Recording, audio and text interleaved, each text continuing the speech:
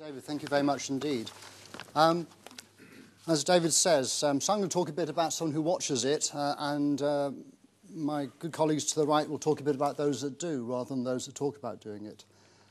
What I'd like to do is give you a little bit of a reprise of some of the things that have gone on in the last 18 months, and frankly, I think pull together why we think it's important to tell a joined-up story at the minute for what has been a very colourful period in our industry. Gosh, so 18 months ago, as David says, we had an unanticipated tax increase, but it was been quite a colourful period, not just fiscally, but also within our business generally. We saw between 2010 and 2011 exploration fall by half in the North Sea. We saw production collapse in 2011 by 19%, a big fall in production, much more than anyone had anticipated. We've seen spend on integrity going up by billions, literally. We see cost escalations, not least in the staff and resource area. And we also see investment at record levels. This year, we think we could exceed 11 billion of investment. So quite a dynamic change, if you like, in our industry, and one where not just that, oil price sitting all in all pretty much in the 110 level, give or take, and some pretty spicy excursions both up and down since then, but a very dynamic picture. Gas in comparison, 60 pence a therm on a good day, and mostly a lot lower than that. So against that,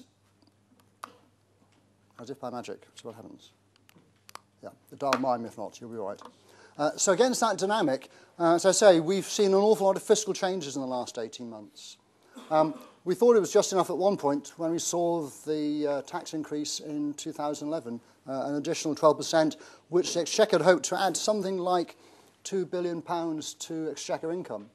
It was unfortunately accompanied by a collapse in production and greater spend than had been anticipated on integrity, so that the net-off was probably about zero, so that the fall in production compared with the tax increase meant the Exchequer was probably standing still, albeit the industry was spending an awful lot more money to help the Exchequer stand still last year.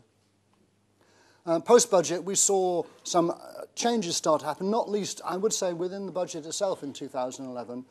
There were some very detailed talks with the Treasury about quite what makes our industry tick and how hard it is to be able to cope with tax changes. And the Chancellor certainly admitted to, agreed to look again both at some of the field allowances and also at the case for decommissioning certainty, something he had announced he was going to look at also in Budget 11. So by Budget 12, we saw a whole lot of new things happen, not just small field allowances being increased, a deep water allowance, enabling powers being taken to introduce a brownfield allowance, commitment to provide decommissioning certainty. And then since the budget, we've seen a large shallow water gas allowance introduced, a brownfield allowance introduced just most recently, and indeed we're in the middle of consultations on decommissioning certainty, which in fact closed now on the 12th of October.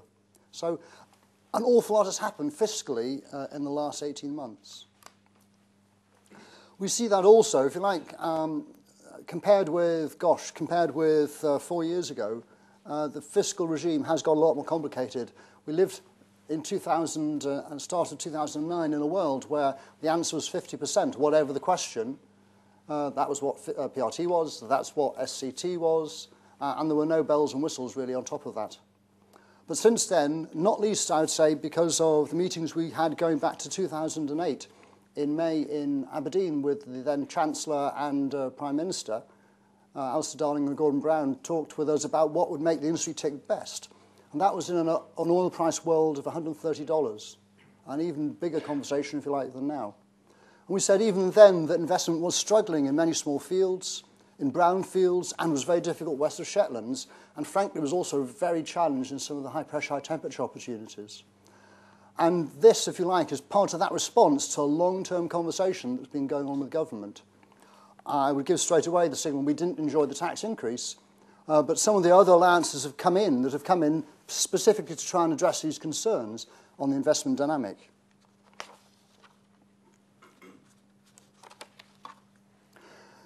These field allowances, one of the cautions one always has to take is these field allowances sound like very large numbers, and they are, but they also have to be modified to recognise that these field allowances are the tax relief they can get against a supplementary charge. And a few of you's eyes are already beginning to droop at this point. But the key thing is you need to knock these down by about to about a third of what you see there for their maximum cash value. And again, as you discount them for time, they have an even lesser impact. But the hope is, and certainly the signals are, that these have a very strong impact on people's investment decisions. I wouldn't want to teach any of my colleagues here today how to suck eggs, but it is worth looking at the effect of the typical field allowance on many investments. And I think one of the things that maybe Roman will bring out, many viewers of our tax regime struggle to take on now the complexity of it. What we do see is that typically a field allowance will help to reduce downside. It gives some price support at lower prices. It typically improves the rate of return, subtly, not massively, but subtly. And it also helps the capital efficiency metrics that many companies use as well. And what we have here is, for an archetypal small field, quite how that investment changes, the look of that investment changes as the oil price increases. And at $60, what we see is that because of the small field allowance on the field we chose, that typically it pays very little, if any, supplementary charge. Then as the oil price increases, what we see then is the supplementary charge increasing, so that by 80 it's paying a good measure of supplementary charge, and by 110 it is giving a very full measure of returns to the exchequer. And that is the field allowance in the essence. It's trying to help some of the downside exposures that companies like Nigel's have to face when they look at the risks in the North Sea. Gone are the days when you looked at massive multi-well big platform developments for the most part. Many of the opportunities now are single well tiebacks, where there's a huge uncertainty on quite what will happen, and you need the confidence that if things turn out not as you expected, you won't be hammered. And one of the powers of the field allowance is that it starts to give this downside protection in partial measure to many of the opportunities in the North Sea. So we've seen a plethora of field allowances announced over the last, 3 years. Most of those are touching the more difficult, more demanding investments. There's still an awful lot of investment in the North Sea which doesn't go anywhere near a field allowance. The typical thing might be Golden Eagle, which is a major development. I'm sure that will not get any field allowances for anything it's doing now. It's a big, major development, strong economics, and will proceed regardless. But for many other things, the field allowances are there to help nudge things across the line so the investor will take them on. The one area which has really struggled and was reflected, I'm afraid, in the 19% collapse in production only last year, something which hasn't gone away as a problem, was the investment in existing fields. For those in the industry, you know, we refer to that as Brownfield Investment. And the Brownfield Allowance has been in long discussions. One of my colleagues has spent, I think, the whole of her career in our organisation working on it with Treasury, with industry, trying to get this across the line. What I'd like to do is just give you a little explanation of what it is and then show it in action, because I think these things help to give an idea of quite where we're heading, and if you like, the complexity, but also the diversity of the tax regime now facing the UK. So first of all, what is it? As I say, it is a new tax allowance. It was announced on the 7th of September by George Osborne in Glasgow, and it was aimed and is aimed at trying to incentivise those investments in existing fields which, frankly, will not get across the line without. Its sole aim is to maximise the recovery from those fields, and particularly to target the marginal investments on those stranded barrels which otherwise might not go ahead. Clearly, they'd have to be commercial and attractive in the first place, and no one's there to blow the money, but at the same time, it's aimed to move the sticking barrels across the line. And in many ways, it actually works very similarly to the existing field allowance. You get some tax breaks, which are acquired over a number of years and will help support the economics. But uniquely, you also need to put in a field development plan addendum to demonstrate quite the amount of oil and gas being liberated, and also make sure that the costs associated with that are also independently verified. So there are quite a few checks and loops to make sure that what you're asking for is both allowable and within the filter of this allowance. As we'll see in a minute, is also an allowance which is very much tailored to more expensive investment. The concept is that as things get more expensive, they get less attractive, and those are the typical of the things which are struggling to cross the line. So also we're saying, well, what's the impact? You know, this is quite a complex tax allowance. Will it actually deliver anything? Certainly the signs so far are very strong on this one.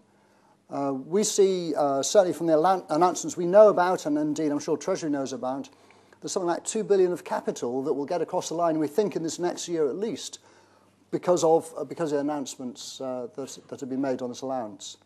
And from a Exchequer point of view, the good news for them is they will then return something like £2.5 billion of tax from production taxes in the North Sea and deliver something like 160 million barrels of oil and gas. So clearly, we're moving the goalposts subtly, hopefully to give quite a strong reward both for the industry and for the Exchequer.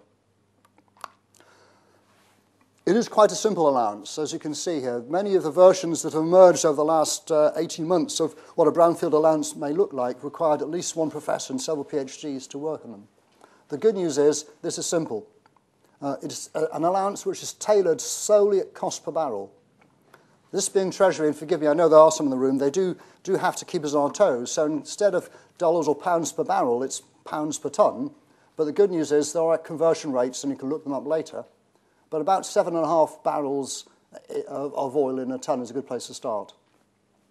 So cost per tonne, if the development costs more than £80 per tonne, which is just under £11 a barrel to develop, capital costs, then you have a project which can access the allowance in full. And that means you get, per barrel, £50 of relief against your supplementary charge. Lots of numbers, but effectively it means that you get, in the most optimistic circumstances, about £2.10 per barrel of available tax relief, depending clearly on the efficiency of the production, when it comes, and the overall scale of things, but up to about £2.10 of tax relief per barrel. So it's not going to change the world, but it's, in this day of nudge economics, if you like, it's going to nudge some things across the line, hopefully to both the Exchequer and to the industry's benefit. And clearly, in this case as well, if you have fields which cost less than £60 to develop, you get no allowance. And then there's a phased bit in between where if you like, you get pro rata the amount of allowance.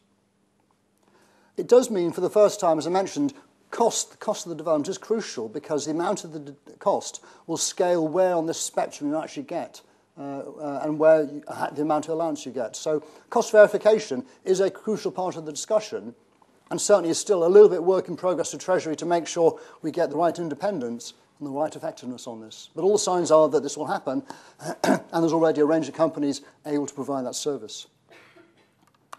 So, if you like, okay, if that's a tax allowance, what are the sort of opportunities involved?